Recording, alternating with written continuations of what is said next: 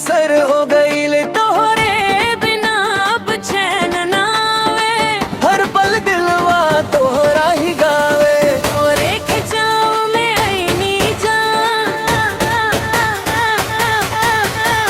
क्यों तल्ला के बन गईल पहचान।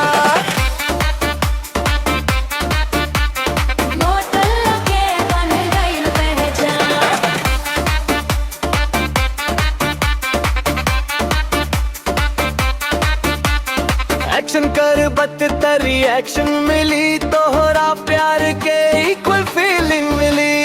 फौसलत वाले दिल पे तू अब कुंछो लुक छोड़ना रही।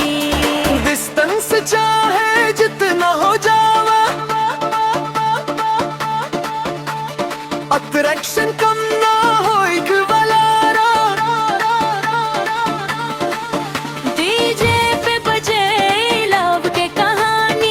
राइटर मनी मस्त के जुबानी, फिजिक्स मिले जब प्यार से वायरल हो गई गाना संसार में।